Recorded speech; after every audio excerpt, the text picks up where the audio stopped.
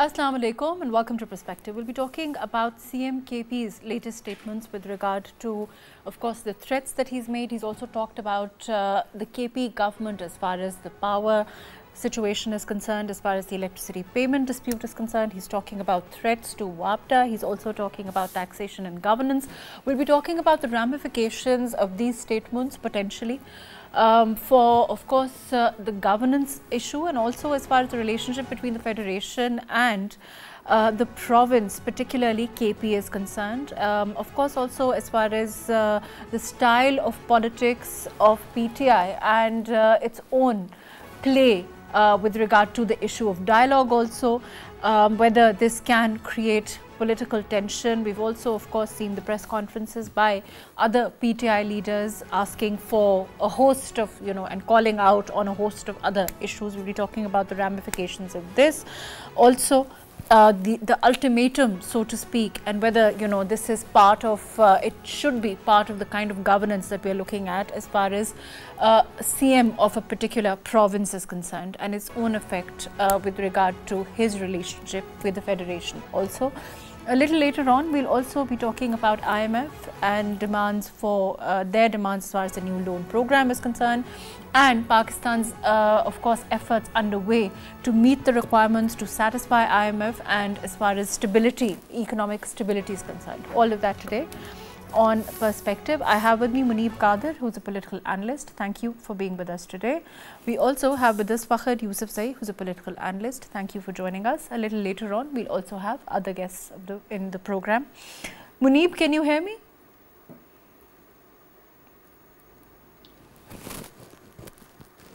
Ji.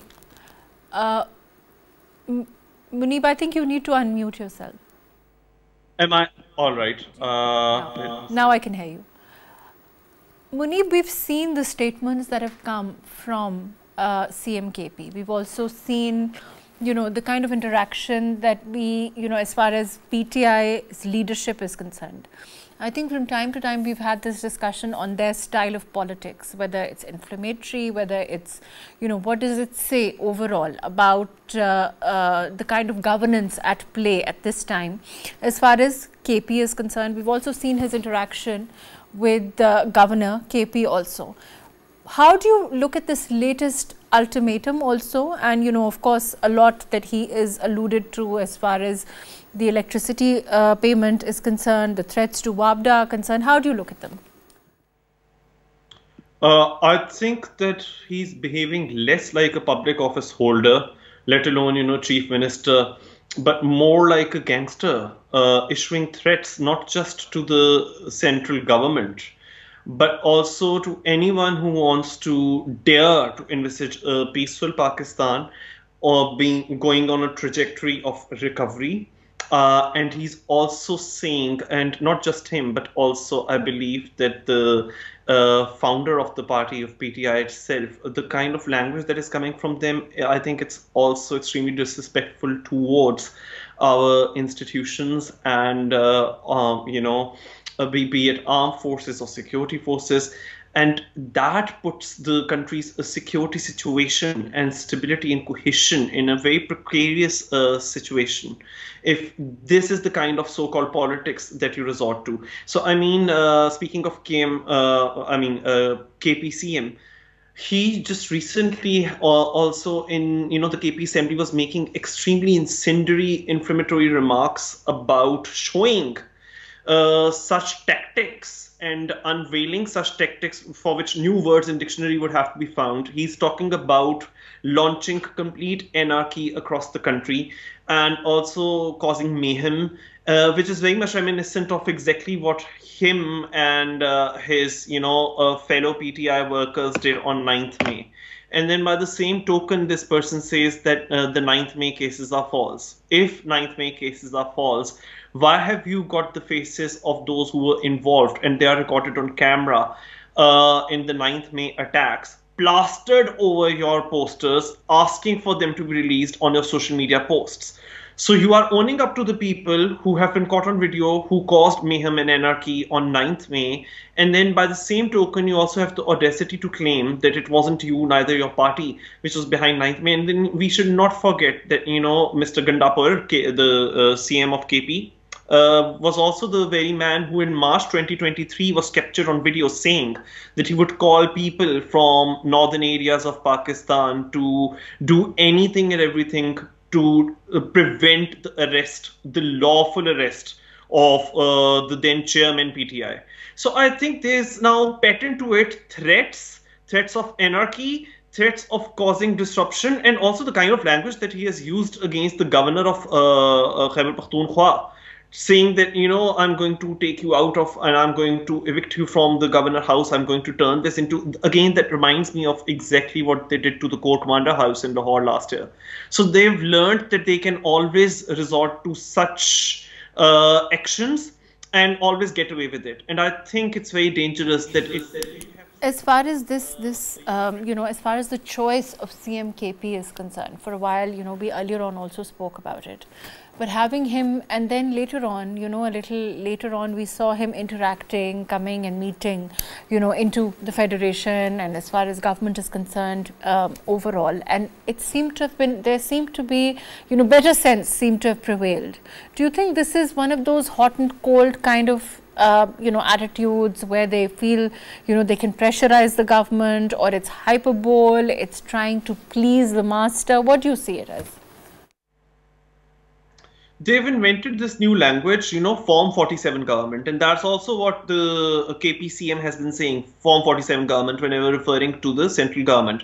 But when he says that he will make sure that he is going to destabilize the central government, and not for any good cause, but just for the sake of it, that shows that, just once he was seen pictured with the prime minister, or with the newly elected prime minister. That does not mean that he believes in being a part of mainstream politics.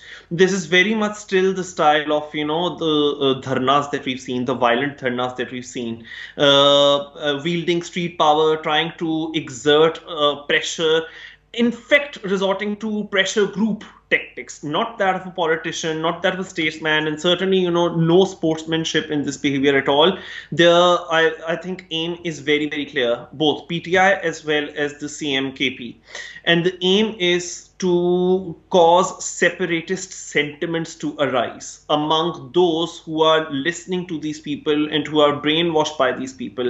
And that's the kind of agitation that we need to, safeguard against, that we need to prevent before it gets too late. Even the remarks against CM Punjab that we saw him make, there was a lot of criticism, of course, and they were seen as misogynistic overall. Implications of that, the kind of responsibility that invariably should be there with this power. Do you see that it's, do you think that it's lacking? Do you think that it's indicative of a lot of issues within the party, within the leadership? What is it? Is it, does he feel that he has to adhere to a certain kind of makeup for his followers, or is it because of the leadership? How do you look at it? I think the very fabric of PTI is based on misogyny, and so that's the word.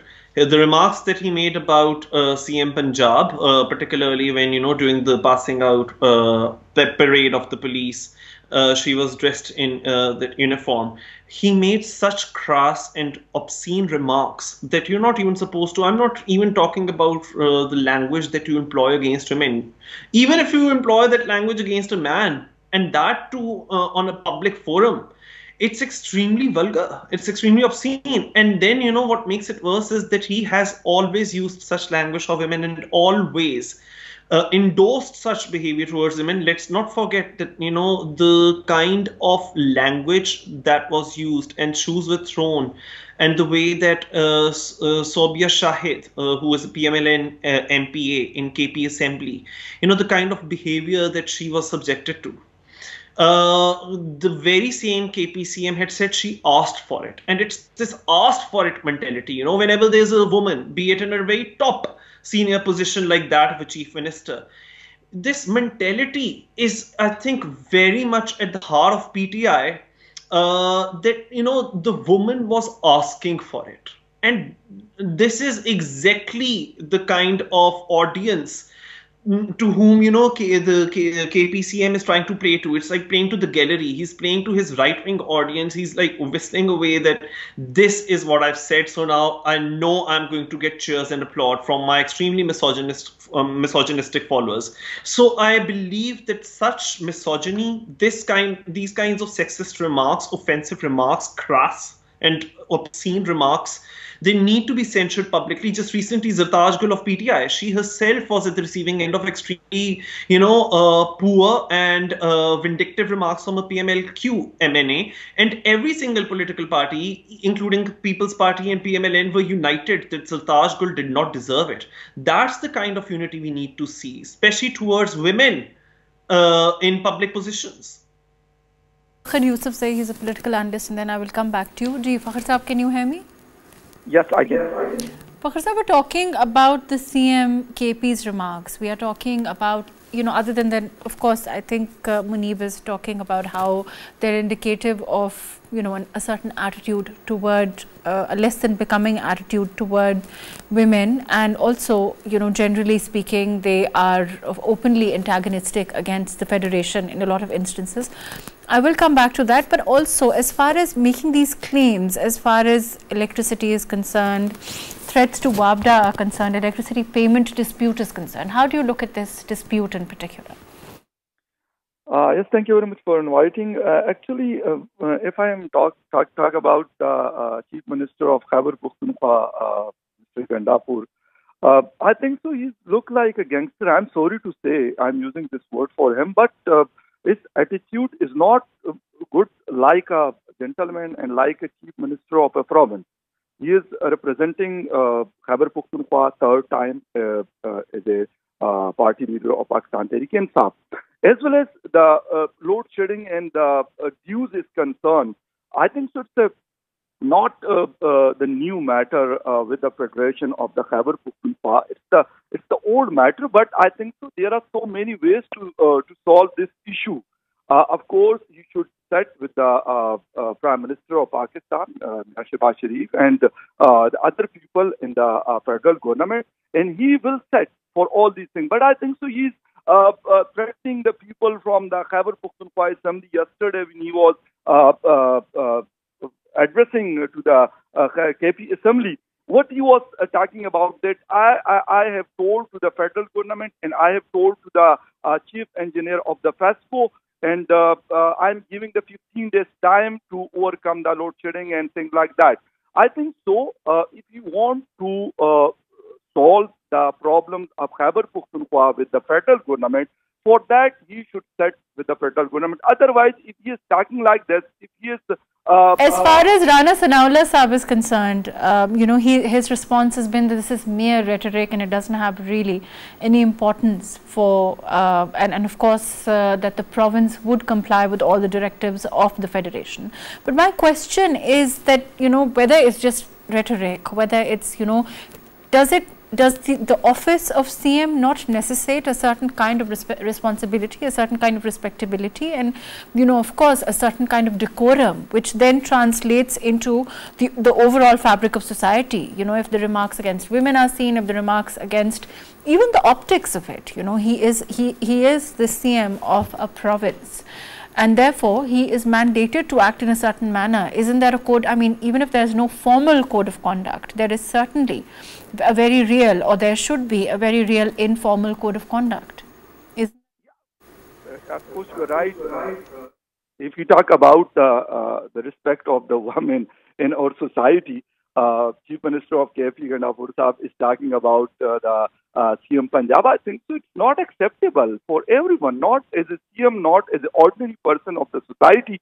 I think so we should give a respect to other people. As well as the problem is concerned, I think so these are all the rhetorics which he is playing with the people of Khyber Pakhtunkhwa as well as with the Governor Khyber Pakhtunkhwa, Faisal Kundi Saab. I think so if we shouldn't use this type of language for each and everyone in Pakistan. As a CM, it is a very responsible post. Of course, he is representing the Khyber Pakhtunkhwa, almost the 3 crore people of the Khyber Pakhtunkhwa. He is representing them. And of course, he should deliver. He should deliver if you want to overcome the... What is your, Yousafzai Sahab, before I go to Muneeb, what is your overall opinion about this dispute? Is there, a certain history to it? Is there, what is he alluding to, and what is the way forward? Yeah, of course, it's the old matter, not the new one. It's approximately from 15 to 20 years that the dues to the federal government of the Khyber Pakhtunkhwa. But of course, for that, the Khyber Pakhtunkhwa government, if Gandapur Sahib is the chief minister or someone else, you should talk with the federal government. I think so. We should solve the problem for through a dialogue, not to fight with each other and insulting to someone. I think so. This is not a good thing. And of course, the Khyber Pakhtunkhwa people want something good from him. Not the behavior like this that he will abusing someone in the federal government or some other party leaders in Pakistan. I think so. Nobody wants this from Gandapur Sahib, and he should realize these things. Of course, this is very important. I think this is very important for him, for his party, and especially for the people of Khyber Pakhtunkhwa. Fair enough. Yeah. Let me go back to Muneeb. Muneeb, do you think that, this is an example of how the politics, you yourself said also this not only happened there are other women MPAs, also women parliamentarians, and the controversy emerges from time to time. Is there a deeper issue as far as that permeates the world of politics, or do you think that, one can say that it is perhaps curtailed more to one particular political party? How do you look at it overall? So I think that would be too reductive of me to squarely blame PTI for inventing misogyny in Pakistani politics. Of course, that is not the case. But what I'm saying is that misogyny is a very central theme to PTI's brand of politics. Not to say that other political parties, other mainstream political parties and the members have not resorted to such tactics and derogatory language about women, which is very problematic. They all have. But, the frequency with which I see the likes of Ali Amin Gandapur using such derogatory words for women time and again, and even when, PTI was in government and PMLN was in opposition, it always used to be about, Maryam Nawaz Sharif as a woman. So whatever, rhetoric that used to come out and inflammatory words that used to come out from the likes of Gandapur's mouth, and were targeted at Maryam Nawaz Sharif, they were targeted at her because she was a woman. So I used to find that kind of language very problematic. And let's not also forget that the KPCM, very much like, the founder of the PTI, is sympathetic to the TTP mindset. And it's very concerning that news have been coming in of girls' schools being targeted in KP, where, PTI's government has lasted for more than 10 years. And even now, Gandapur has recently said that let's sit and have talks with TTP. And by the same token, these people say that we are not going to have talks with mainstream politicians because, they are Form 47 government. Whatever form government they are in the government. You are talking about posing threat to the federation openly. He's issuing threats to the federation as a whole. And at the same time, glorifying or at the very least humanizing those militants who do not even have any regard for or respect towards our constitution. And we are seeing how girls are suffering in KP. So I think that all these things are interrelated, and we need to make sure that the politics of the country and governance of the various provinces are in safe hands. So if you were to ask me whether I believe that the government in KP, led by the CM, extremely incendiary man, is in safe hands, I would say a big fat no.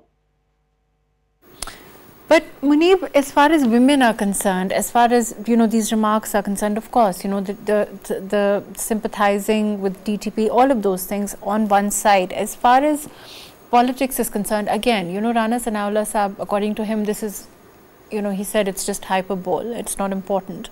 The provinces will toe the line as far as, their relationship with the federation is concerned.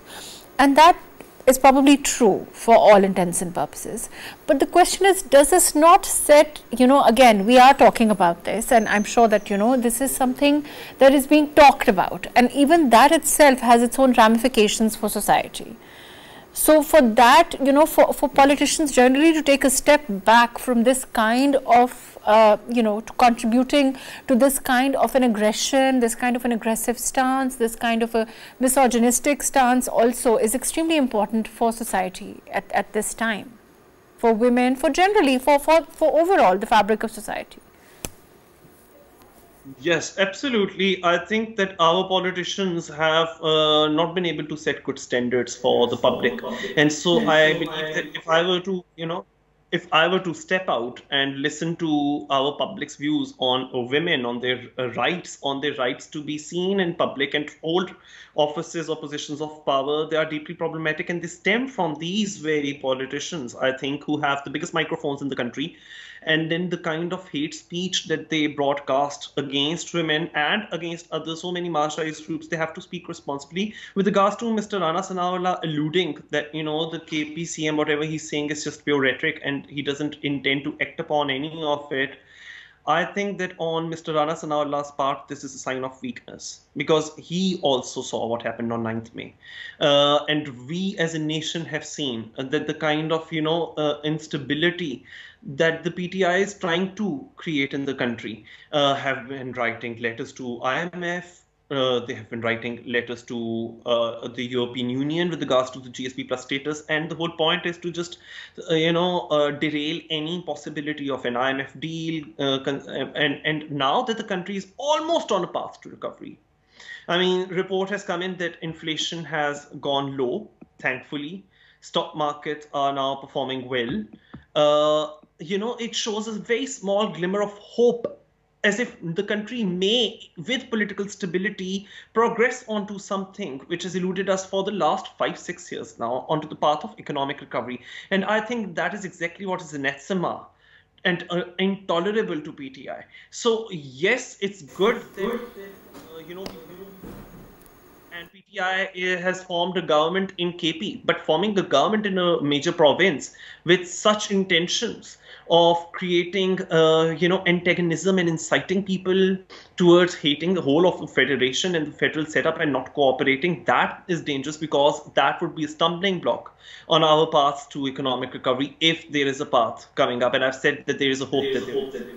Right. Thank you so much, Muneeb. Thank you for your very valuable input. Fakhar Saab, I have to move on to the other segment, but generally speaking, there's also just one last question as far as criticism on health, employment issues within KP is concerned.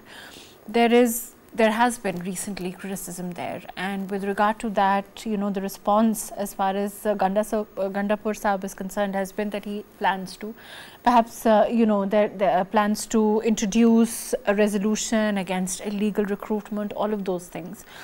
There is another view, and I would like your opinion on this, that this is a way of deflecting attention from those issues. How would you respond to that? Of course, the people of Khyber Pakhtunkhwa want jobs. Actually, that is a province which is affected by the terrorism from last 20 or 25 years. And the people are demanding all these things. The health issues are also big issues right now. But the other issue in the education sector is 2 or 3 days ago, someone was telling me about the book distribution in Khyber Pakhtunkhwa, which is not available in the market and not providing by the government as well. There are so many issues, not only in the for the employment, but as well as in the health department, as well as in the education department. And the people are, of course, they are strictly demand from the PTI government because this is the third time, and there is no excuse by the PTI from almost 10 years they have spent in that province, and right now this is the third term. Of course, the people are waiting for all these things. But I think so. There are 2 big issues. One is the terrorism. The Gandapur Saab is not talking about it. That what he will do for that, especially in his district, DI Khan. There are so many incidents occurred in the last couple of days, but he is totally silent on that. And as well as the other issues are concerned, he is not talking about that. but he is just talking about to ready to fight with the federal government and especially criticism on the Punjab government, on the Punjab. I don't know why it is doing like this and why he is behaving like this. I think this is not acceptable for everyone in Khyber Pakhtunkhwa. Right, fair enough. Thank you so much. Thank you for your very valuable input, Fakhar Saab. Thank you for joining us. We'll be taking a short break, after which we'll move on to talk about the IMF talks and of course their conclusion as far as the technical aspects are concerned, what we can expect from the agreement and moving forward economically as far as Pakistan is concerned. Please stay with us.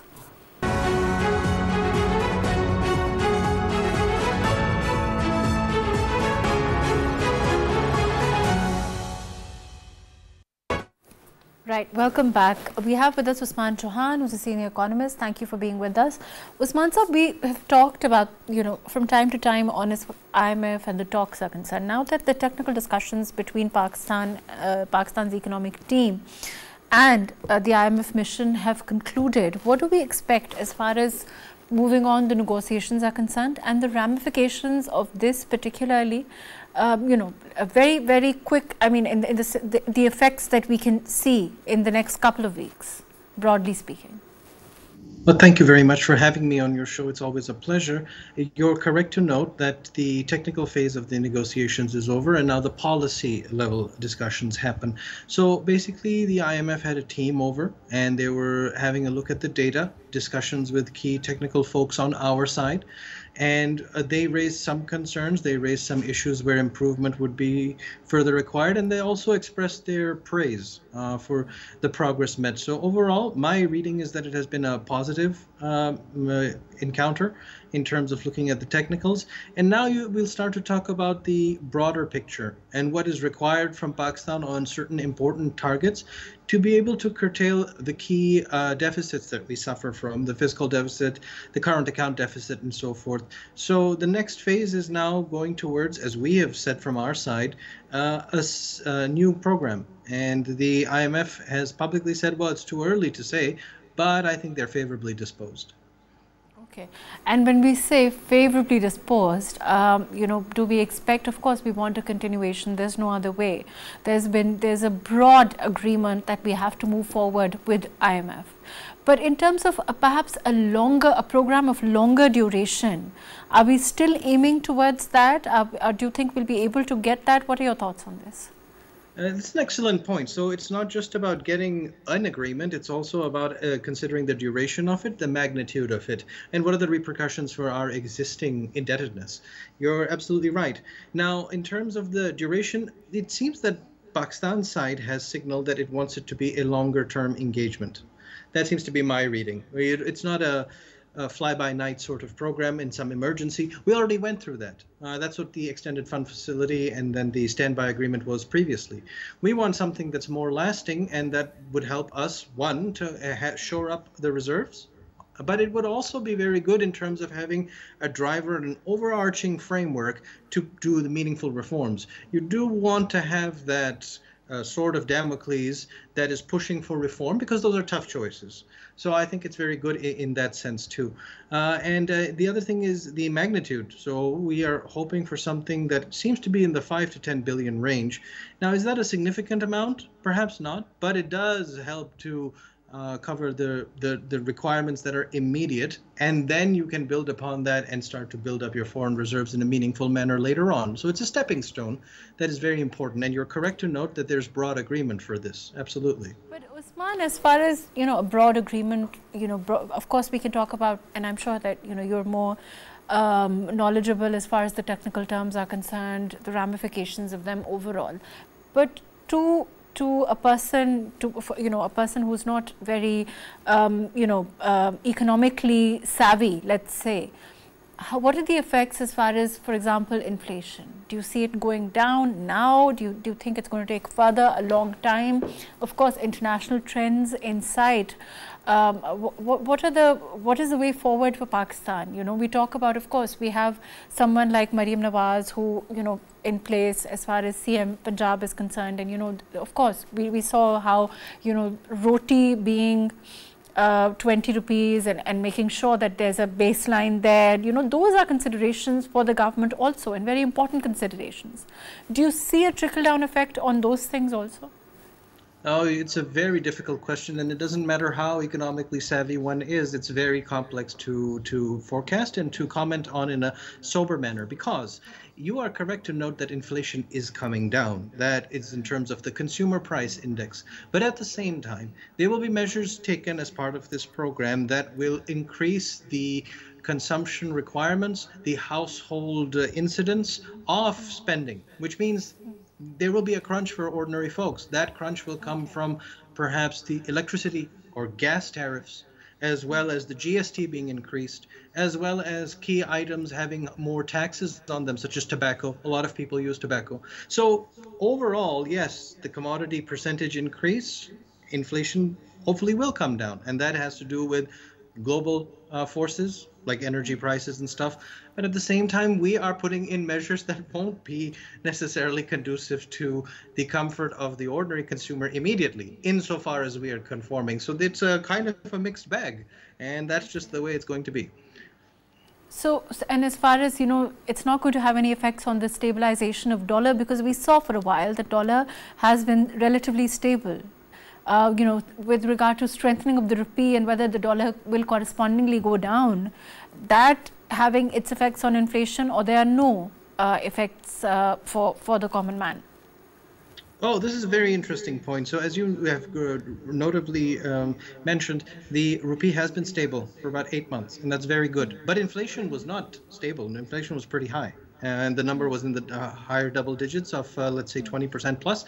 And yet, so there was no particular correlation. That's why the IMF now says that you have to go towards a market-determined exchange rate. But as we spoke last time, just diving into the market is not the most sensible thing when you're in a market of speculators. So we have a disaggregation, a split between our currency and its movement versus inflation and its movement. Both indicators are good right now because inflation is coming down. The last monthly read year on year was positive, is favorable, it's coming down.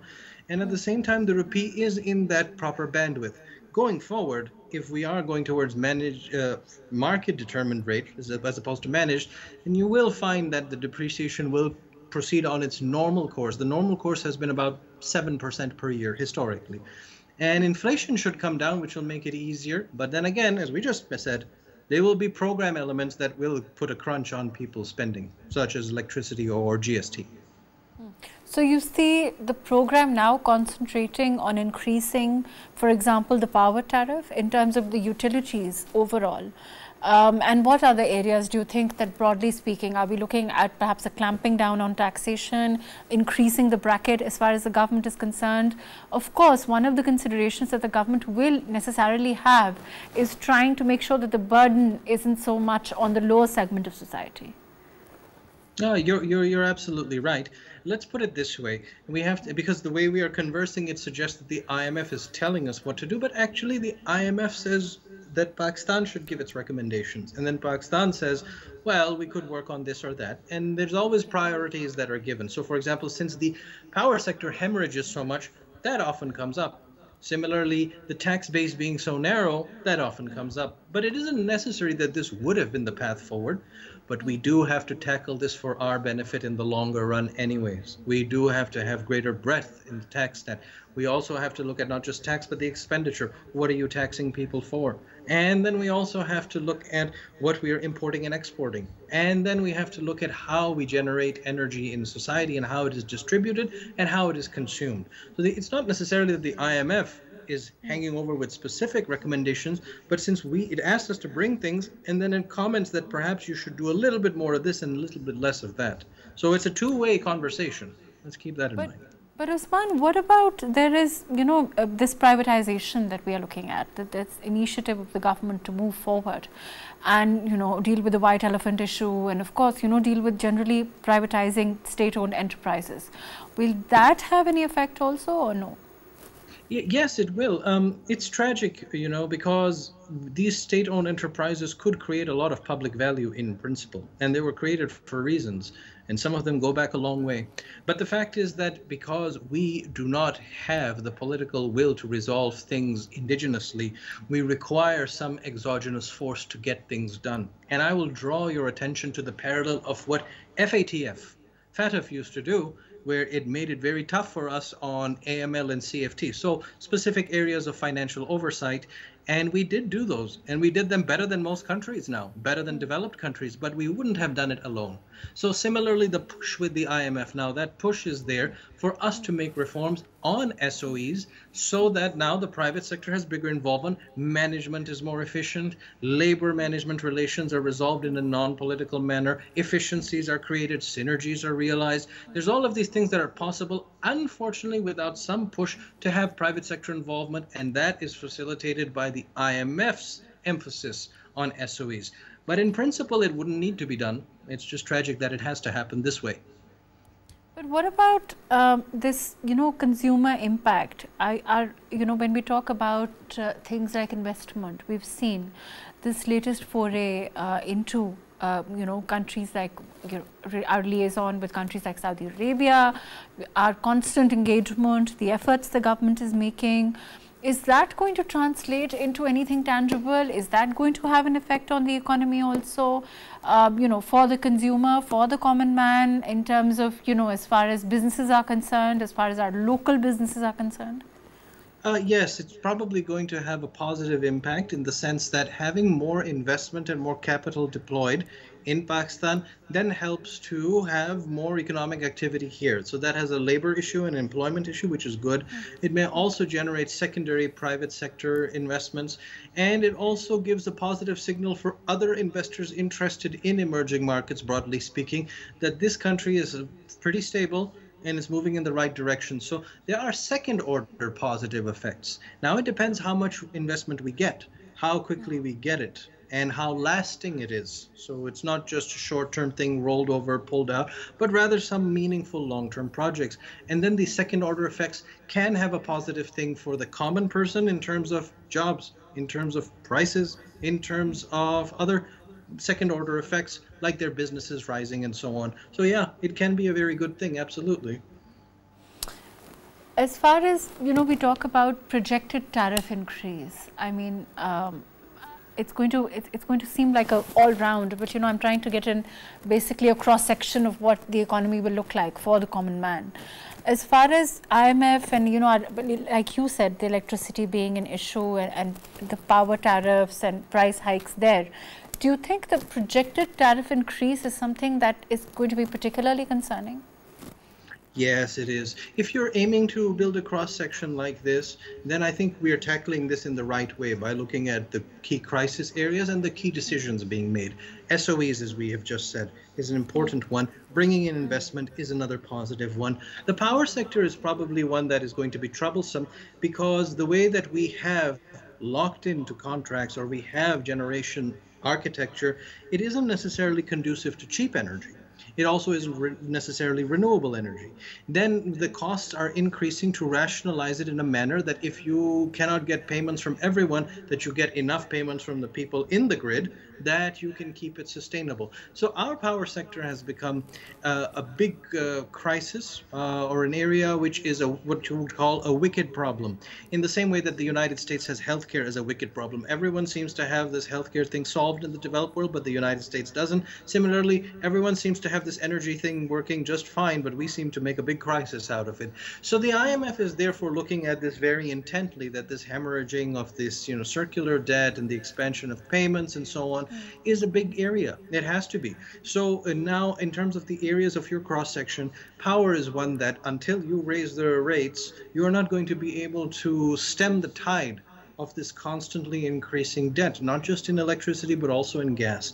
So in the longer run, we have to think about the policies for renewables, how we distribute, what is the on-site versus off-site. A lot of the engineering stuff becomes a bit too important relative to just pure economics, because energy is just the lifeblood of economics, but it isn't necessarily an economic subject, it's an engineering subject. So that makes it very tricky in terms of your cross-section. But so what's the good news for us in the next couple of months? Is there any good news? Well, that's a tricky one. It's a very ugly world right now. I mean, maybe there'll be less genocide happening. Maybe there's less conflict happening. I meant economically. Yes, I understand what you mean, and that has economic ramifications too, because energy prices are influenced by conflict and so on. So, or maybe the elections happening in the U.S. lead to some stability for the world. So, yes, I understand that you mean specifically economically, but good news, it's a very rough world out there, and it is driven by conflict and uncertainty and turbulence. And so indigenously, well, let's hope for the best. I can tell you that we have a lot of competent people here, and there are a lot of well-meaning people here vis-a-vis the economy. Underway to stabilize things, certainly. Thank you so much, Usman. Thank you for your very valuable input. Thank you for being with us today. Overall, as far as economy is concerned, certainly there is, like Usman said, massive effort underway to stabilize things as far as Pakistan is concerned. Of course, the negotiations with the IMF are a case in point. A program of a longer duration to stabilize things, deal with perhaps privatization, things like this, which will, in the long run, move towards a more stable Pakistan, which will then translate towards less inflation and perhaps a trickle-down effect for, the lowest segment of society seems to be the focus here. Let's hope that we can move towards that. Thank you so much for joining us today on Perspective.